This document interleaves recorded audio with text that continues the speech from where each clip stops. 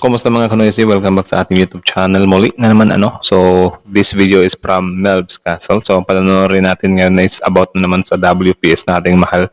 So, related lang din ito kay parang about kay PBBM to, our dear president So, yun, samahan niyo kung panoorin to. So, this video is from Melb's Castle.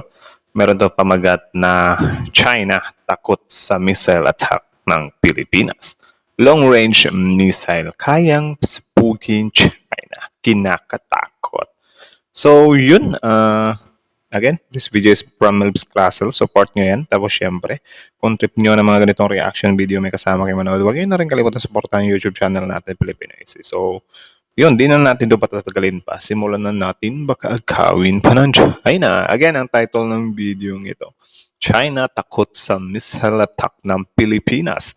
Long-range missile kayang pasabugin China. Kinakatakot.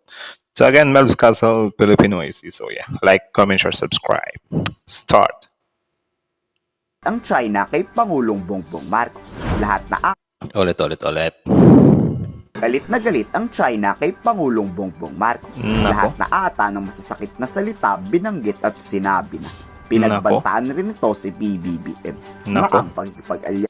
Anong problema ng China? Magbisaya to, okay?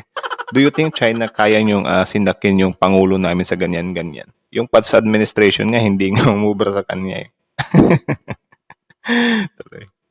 Sa raw sa US ay magdudulot ng mas malaki at malawak pang kaguluhan.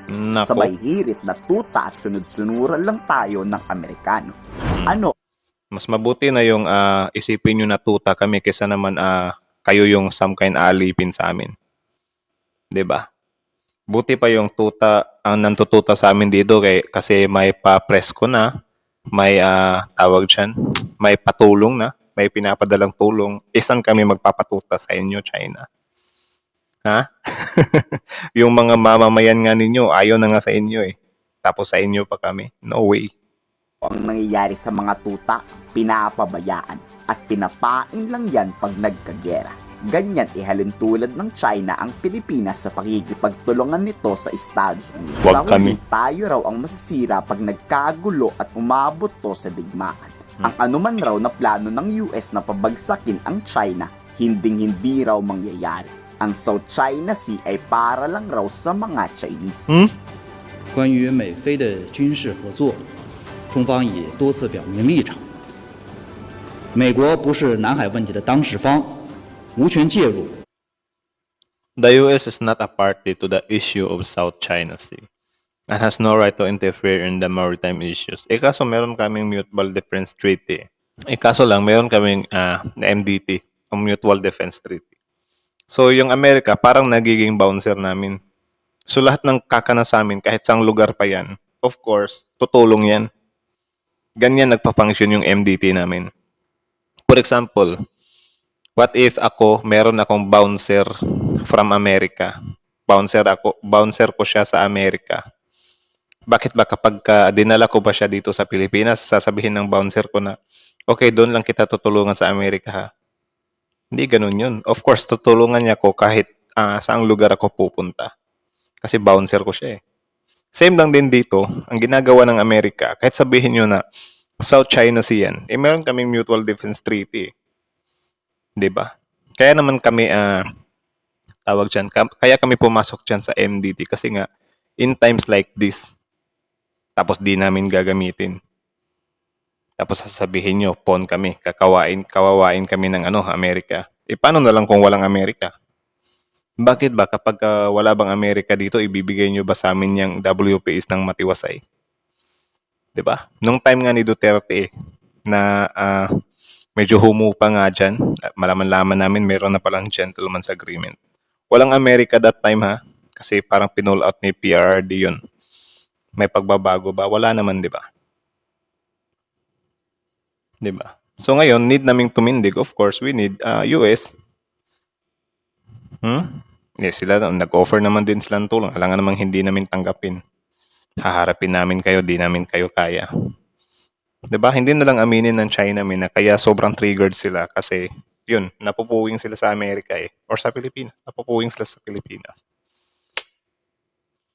中非两国之间的涉海问题，菲方也应清醒地认识到，拉拢域外国家在南海挑动对抗，只会破坏地区稳定，加剧局势紧张。试图引入外部力量维护自身的安全，只会导致自身更大的不安全，甚至沦为别人的棋子。任何挑动集团 Tsaka ba't takot na takot kayo makialam yung Amerika is kayo na nga mismo nagsabi na 200 times stronger kayo eh. 政治和军事对抗的行径都不得人心，注定走不远，更走不通。 Galit na galit ang China pero hindi pa natatapos dyan ang pag-iingay ng Chinese Foreign Ministry. Kahit ilang beses pa kasing sabihin ni Defense Secretary Gibo Chodoro na pangdepensa lang ang US ballistic missile, takot na takot pa rin ang mga Chinese dito. Sabay sabi na imbis raw na pinapahupa ng Pilipinas ang tensyon, ginagasolinahan pa para raw mas lalo nang uminit. Ang ballistic Paano hindi pinapahupa? I mean, paano nasabi ng China na imbis na pahupain yung yung tension? Eh bakit ba kapag pinull out ba yung mga missile na yan, may magbabago ba? Huhupa ba yung tension? Ibibigay nyo ba ang WPS sa amin? Or lalayas ba kayo dyan sa WPS? Hindi din naman, di ba? Ayun na lang aminin na gusto nila tayong disarmahan eh. Para in times na manggigil na sila or yung right time na para sa kanila, wala tayong kalaban-laban. 'Di ba? Parang parang yung China parang may target na may balak na tawag diyan, magnakaw sa isang bangko. Tapos ngayon, ang gusto nilang magbantay lang, security guard lang. Ayaw nila na may mga doon, mga tawag diyan, mga SWAT ba or whatsoever, na mga highly trained pa kesa sa security guard. Ayaw nila ng ganun. 'Di ba? missile raw ng US ay malaking banta sa seguridad ng China. Laki Lalo talaga. na't pag pinasabog to ay kayang-kayang abutin ang China. Grabe. Sinisira raw ng Pilipinas ang katahimikan at kapayapaan sa buong Asya. Paninisi yan nitong mga Chinese. 关于美国在菲律宾部署中导，中方已多次阐明了严正的立场。我要再次强调，菲 Galit 方 na 允许美 galit. 国部署中导， Nakikialam 是 na 配合 naman 域 ang 外 mga 势力， inchi. 助长地区紧张对 Sarap 立、 itikin 挑 ang 动地缘对抗 itlog. 和军备竞赛的倒行逆施。本地区需要和平与繁荣，不需要中导和对抗。我们敦促有关国家 Relevant 正 countries 视 to 地区 heed 各国的 call 呼声， countries in the region. 尽早纠正错误的做法，按此前公开承 Kahit anong call out nyo sa buong mundo, wala naman eh. Kayo naman talaga yung lumalabas na mali eh. It's just, hindi nyo lang siguro matanggap na well, na blind kasi kayo sa sa kaganiran nyo. So sad, China. 诺，尽快撤走中导系统，不要在错误的道路上越走越远。 Wrongful ang Ba't putik. kaya kabadong-kabado ang China Dami naman nilang missile. O baka Tama. naman pananakot at display lang ang mga yan. Tama. Baka naman di talaga sumasabog yan Ano sa tingin mo? Komento sa baba nyo sa lobby. O nga no. What if lang naman? What if kaya triggered yung ilan na ba yung, hindi ko kasi alam kung gaano karami yung yung nuclear ng or yung pandigma talaga ng China eh. What if yung isang isang tawag diyan, isang long range missile ng Amerika na nandito na iwan sa Pilipinas. Siya singlakas siya ng 70% ng ng pang-atake ng China. Kaya ganun sila ka-trigger na tanggalin yan diyan. Possible din 'yon. Possible din 'yon. Bakit sobrang takot sila? 'Di ba? Lakas ng trip eh, na para daw wag ng yung mga wrongful act. Wala talaga, hindi talaga nila nakikita yung mga maling pinaggagawa nila. So, grabe. Natabunan talaga sila ng nila pagkaganid eh. Grabe na talaga tong bansang to. So, yun lang naman. this video is from Melv's Castle. So, supportahan nyo yan. Original video link in the description box below. Tapos, syempre, before you leave sa ating YouTube channel, huwag nyo na rin kalimutan supportahan yung YouTube channel natin, Filipino Easy. Ano? So, like, comment, share, subscribe. So, kita nyo naman yon kahit anong talaga tawag dyan. Kahit anong pagpupumigil ba?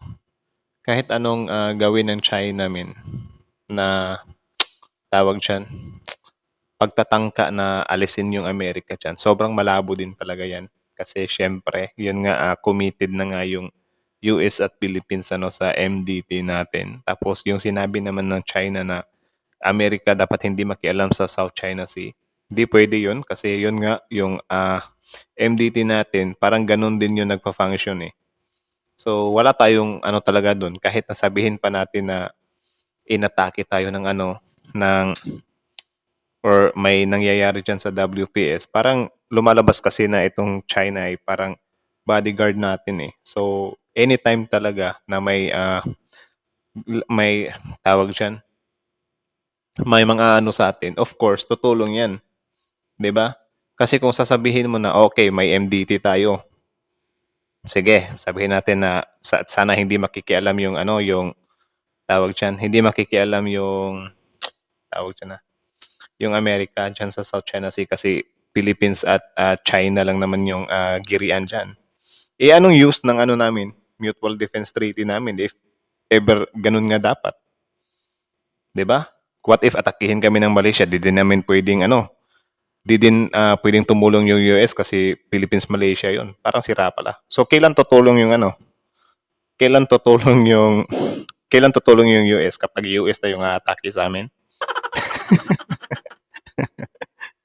Malabo din tong China. Of course, tutulong yung US, 'di ba? Sinong gagalaw sa Pilipinas? Tutulong yung US. Ganun dapat yun magpa-function yung MDT. China to. Mas bida-bida pa eh. Mas kahit yung MDT natin, parang gusto niya siya yung masunod kung paano magpa-function eh. Yung MDT daw hindi pwedeng gamitin sa sa alitan ng Philippines at China. So saan natin gagamitin 'yan? Ha? Saan gagamitin China? Comment nga kayo sa baba. Labo din eh. So yun lang naman. Again, this video is from Melv's Castle. And then comment down below. So Melv's Castle, Filipino Easy. So yeah, Filipino Easy is out.